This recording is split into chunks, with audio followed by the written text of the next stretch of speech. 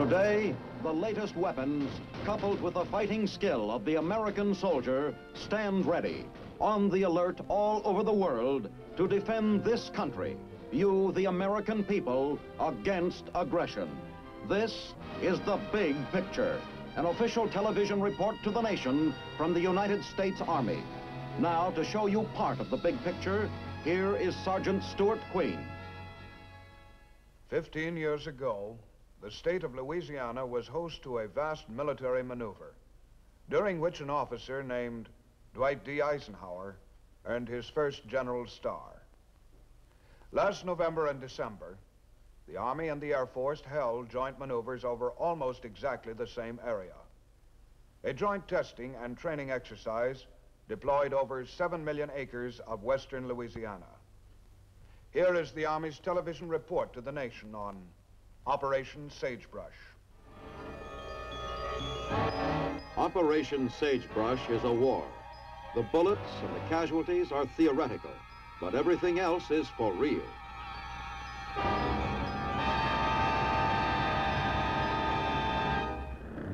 The men in this convoy are going to see an invasion.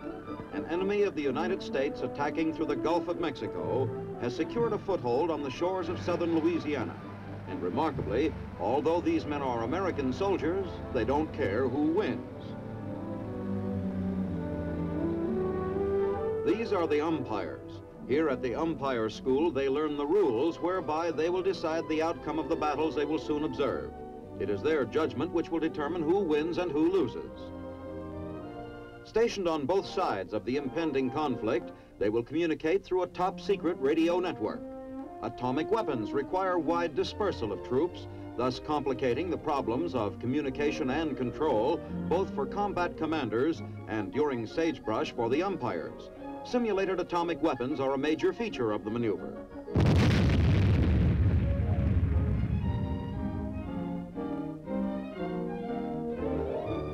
Sagebrush is a joint operation of the Army and the Air Force. Here, the headquarters staff await the arrival of the maneuver director, Air Force General O.P. Wayland.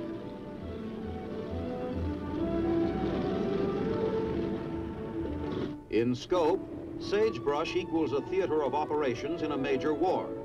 As maneuver director and unified commander, General Wayland directs a ground war being played across 7 million acres of western Louisiana and an air war over 7 southern states.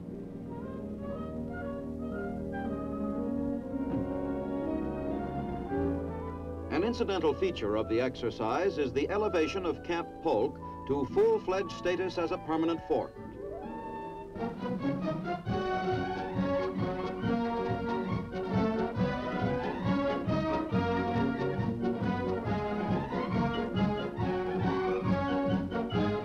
In the neighboring town of Manny, townsfolk and youngsters get acquainted with the men who will be a permanent fixture of their newly created fort.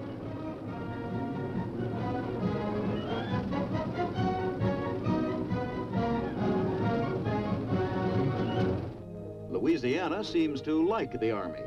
Its people can remember the days when 750,000 soldiers, including Lieutenant Colonel Dwight D. Eisenhower, trained here for future battles against Germany and Japan. Today, they are again playing host to a war.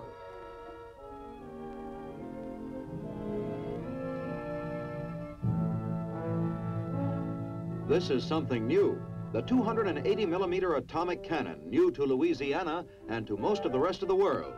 37 visiting military attachés from as many countries find the atomic cannon especially intriguing. Although it weighs 85 tons, the atomic weapon can be put into action with greater speed than any heavy field artillery piece now in use. The Secretary of the Army, Wilbur M. Brucker, arrives for a tour of the operation.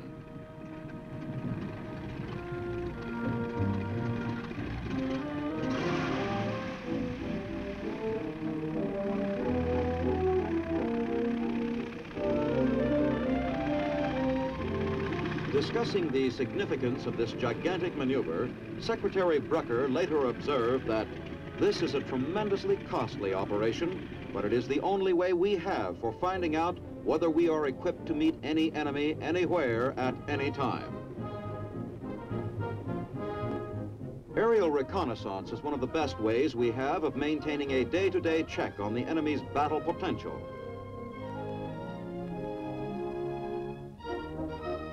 Jet reconnaissance planes equipped with the most advanced aerial cameras can do much to remove the element of surprise from an aggressor's attack.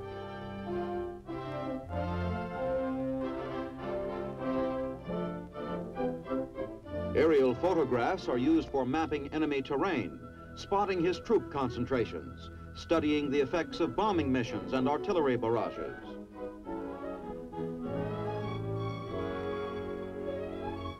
Aerial reconnaissance work has been perfected to the point where photo interpreters can often determine what product is being manufactured in an enemy factory, merely by studying the color of the smoke coming from its chimneys.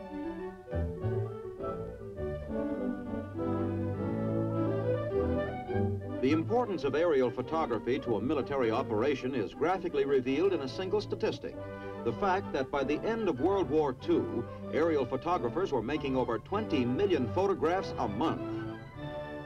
Because of the destructive capability of atomic weapons, the detection of worthwhile targets such as large concentrations of troops or supplies takes on added significance for both sides.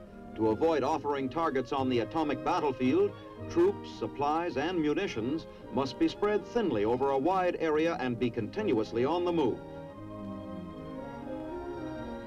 SkyCav, another form of combat reconnaissance, still in the experimental stage. The backbone of SkyCav is the modern helicopter. Here we see a type often called the flying banana. This SkyCav unit belongs to the aggressor, that make-believe invader operating from his southern Louisiana beachhead. This operations officer wears the aggressor uniform. The name SkyCav was selected because of the similarity between the functions of this new type outfit and the old horse cavalry. Its main job is making a continuous series of rapid sorties behind enemy lines to probe his defenses, capture prisoners, gain information, just as Jeb Stuart's horse cavalry used to do.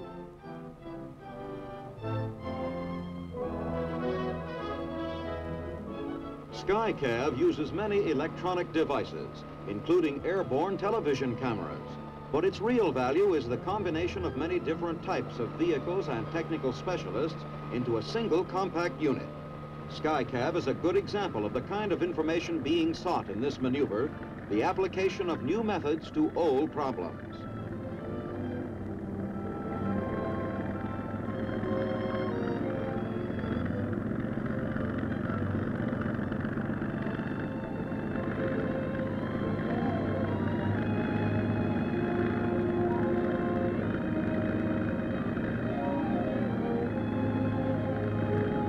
Even a Jeep can be hedge-hopped over enemy positions for use by SkyCav units on the other side. Another flying banana does the job.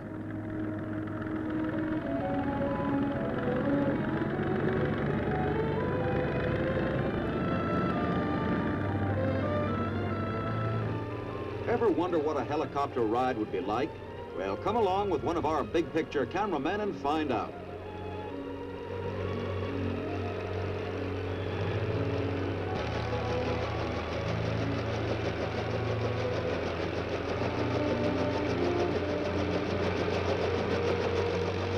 From the outside, the ride looks smooth. Inside, things get rather shaky.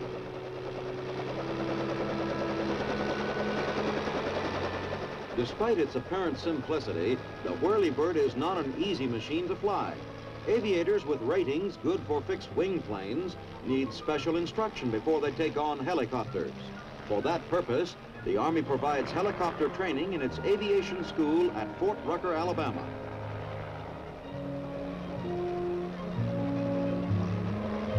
The advantages of the mobile, low-flying helicopter for frontline reconnaissance are obvious. The reply to enemy reconnaissance, of course, is camouflage.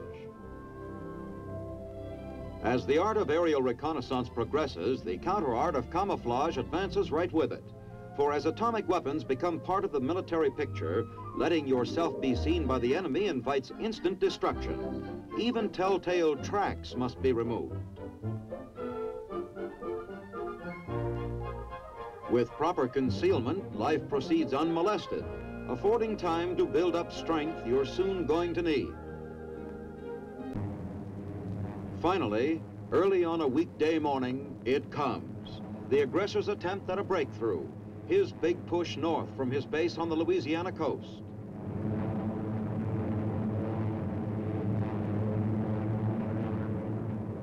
Exercise Sagebrush includes some of the largest paratroop maneuvers ever held.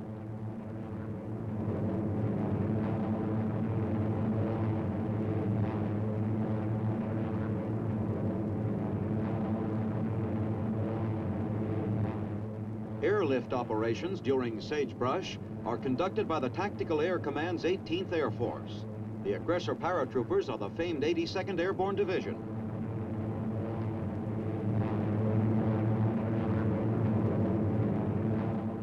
The concept of troop carrier operations began in 1930, when Stalin made it a major part of the Moscow War Games. Hitler also took the aerial route into Poland, Norway, Crete, and the Netherlands. Taking Hitler's paratroop invasions as a warning, the United States began extensive airborne training early in 1940. They've come a long way in 16 years.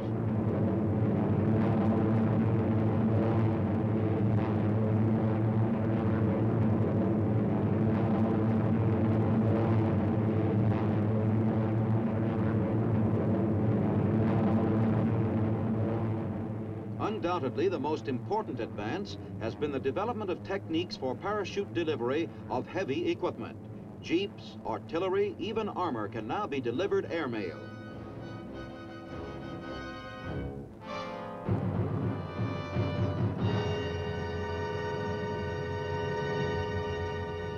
Surprise and instant action are the paratroopers' stock in trade. Even so, opposition on the ground is stiff. Enemy armor like this is always a particularly serious threat to paratroops.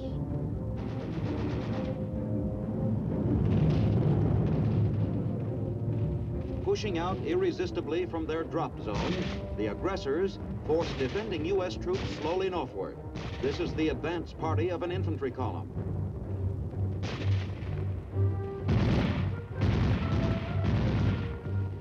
Light artillery flown in by air hammers at U.S. defenses.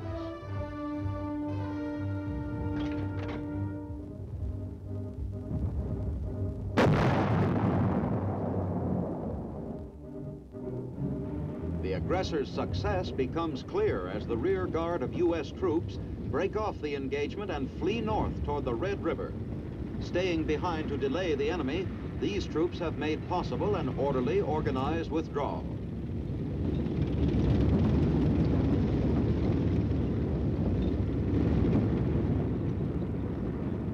The lucky ones ride. The rest of them walk out. The men move cautiously, on the watch for possible ambush by aggressor airborne units.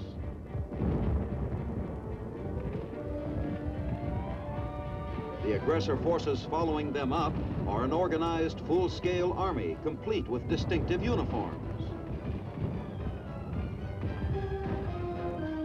The enemy moves forward in strength, knocking out U.S. opposition wherever it appears. For benefit of the umpires, they put on a realistic performance.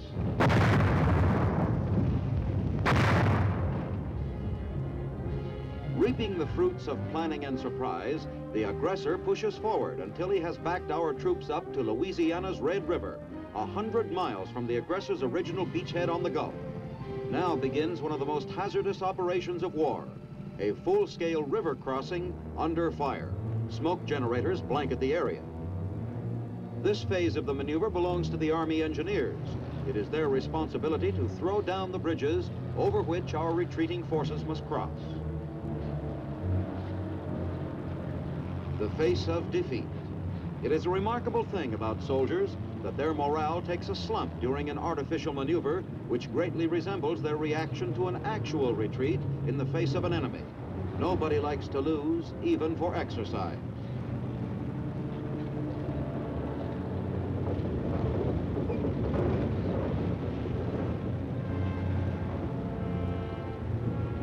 As atomic weapons have complicated the logistical problem of supply, so they have increased the difficulty of such tactical maneuvers as crossing a river. Bridges have a way of not lasting very long.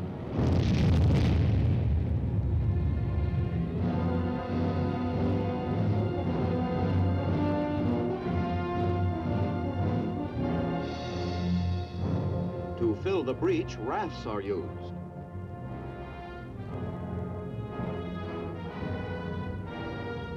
A machine gun team fights a risky and vital delaying action.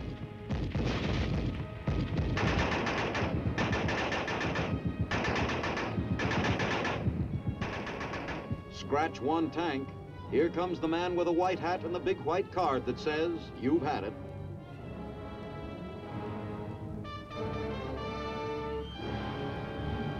The ever-present umpires watching each engagement decide who lives and who dies. They base their decisions on what would have happened had the shells and bullets been real. The medics follow in their trail, providing, on paper, the treatment required by the umpire's verdict.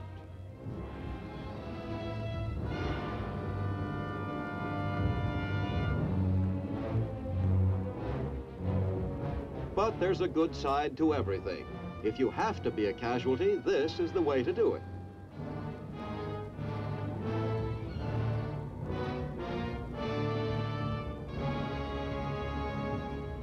Assault ended, situation static. With the aggressor in full control of the area south of the river, it is a time for rest and recuperation.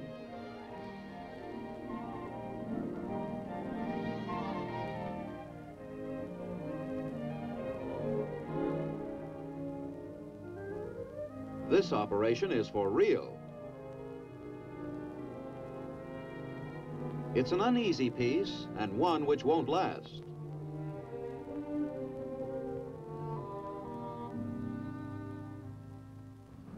Jets of the Tactical Air Command stream into the air to begin the softening up of the enemy as U.S. forces prepare to move back across the river.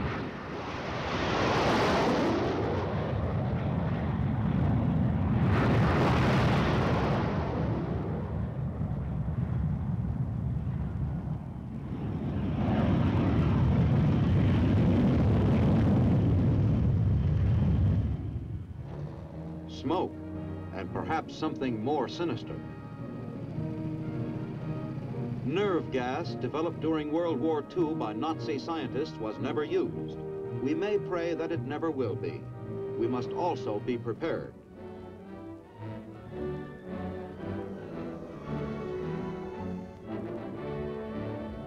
As ground forces prepare to follow up the airstrike and artillery barrages, a forward observer searches for enemy gun emplacements.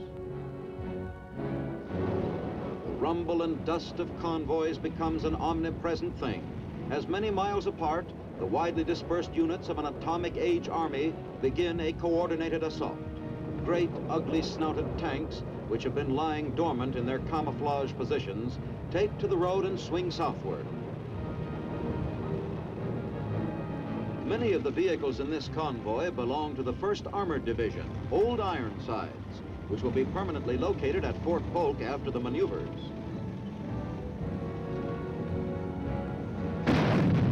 Opposing the 1st is the 4th Armored Division, a member of the aggressor forces.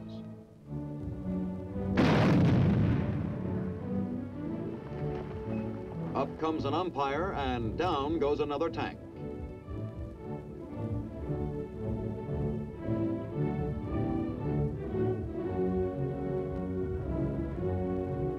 Watching the action along the road, an umpire plants an explosive charge to signal the destruction of still another iron-plated vehicle. These umpire teams are among the hardest working men of the maneuver. But nobody works harder than a paratrooper. Of course, for the paratrooper, the start of the trip is the easiest. His problems will begin when he gets there. An easy life?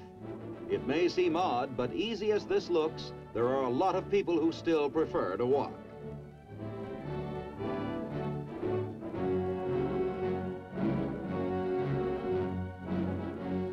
Even so vast an area as 7 million acres is small challenge to a paratrooper, nor does it afford full play to the tactics which are his chief reliance. Far-ranging maneuver, and sudden attack in unexpected places. But expected or unexpected, they will manage to make themselves thoroughly unwelcome to the enemy.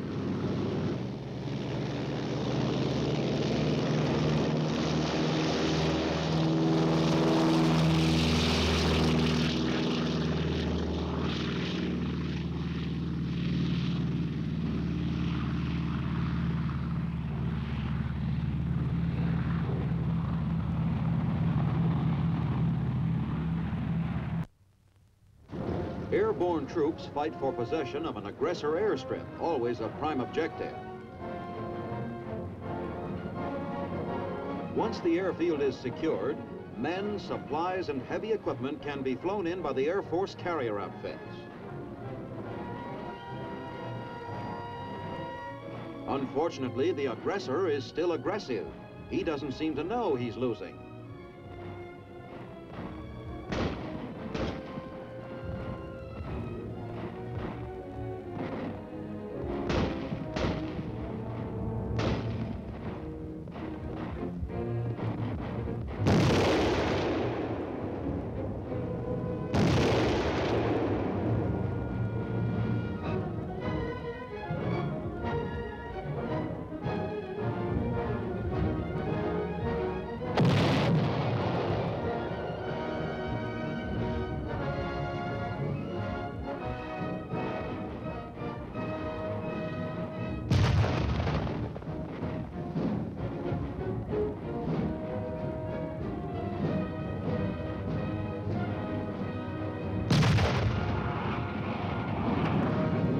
Miles away, one of our atomic cannon is brought into action to open another hole in the aggressor's lines.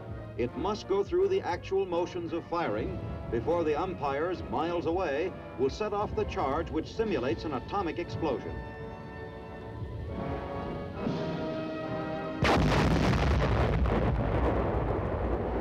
Tanks move up to exploit the havoc wreaked by atomic artillery, all part of the same coordinated advance.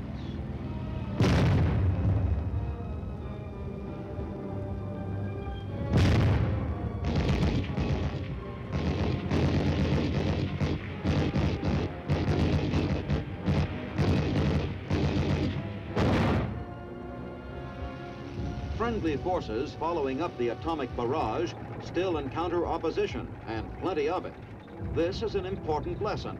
Atomic bombs and atomic artillery are terrible weapons, but they still leave the enemy with some fight in him. To find out just how much fight is the chief purpose of our A-bomb tests, and one of the reasons for Sagebrush. The aggressor starts pulling out. Overwhelmed by superior forces, backed by superior weapons, he begins his long retreat toward the Gulf of Mexico, from whence he came.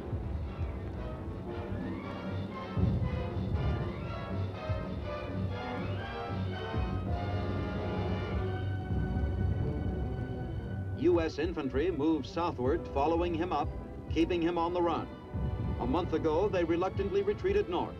There's no reluctance now, for the end is in sight.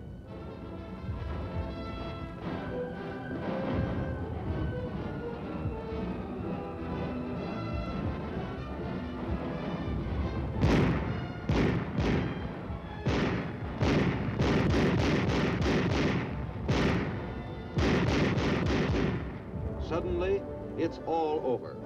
The aggressor's strength dissipated, his forces disorganized, his men cease to be part of an organized army. His last-ditch guerrilla fighters are destroyed or rounded up and imprisoned. Aggressor troops not only wear distinctive uniforms, but have their own field manuals, and even in some respects a special language.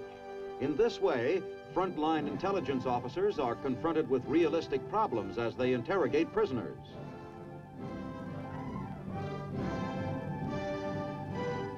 The battle is over, the war is won. All that remains is to pick up the pieces.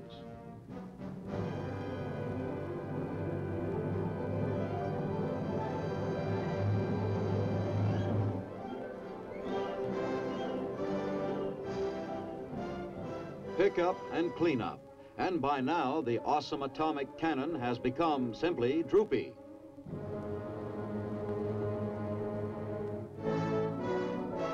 Thus ends 4 weeks of simulated atomic havoc over 7 million acres of Louisiana marshes and farmlands, the largest non-combat maneuver since World War II. These aircraft, their very size alone, would have seemed fantastic to us in the last World War. To those who remembered the First War, the Second was itself an incredible performance. Wars are always different, and a nation dies when its leaders make the terrible error of trying to fight the next war in terms of the last. To avoid that catastrophe is the reason Sagebrush was held. While troops are packing up and heading for home bases, top Army and Air Force officials have already begun their laborious review of the gigantic maneuvers as they try to assess the lessons learned.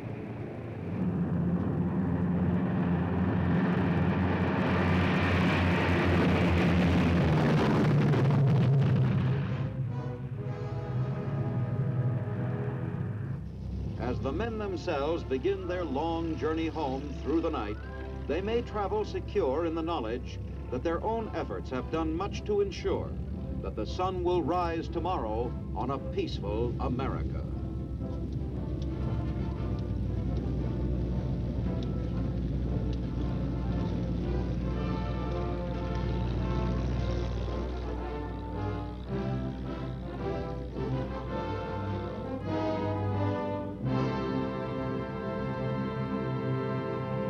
In an operation so gigantic in scope as Operation Sagebrush, many months are required for the experts to analyze its fullest significance. Army and Air Force policies for many years to come will reflect knowledge gained in Louisiana during the fall of 1955. This is Sergeant Stuart Queen, inviting you to be with us again next week for another look at your Army in action on The Big Picture. The Big Picture is a weekly television report to the nation on the activities of the Army at home and overseas. Produced by the Signal Corps Pictorial Center. Presented by the United States Army in cooperation with this station. You too can be an important part of the Big Picture. You can proudly serve with the best equipped, the best trained, the best fighting team in the world today, the United States Army.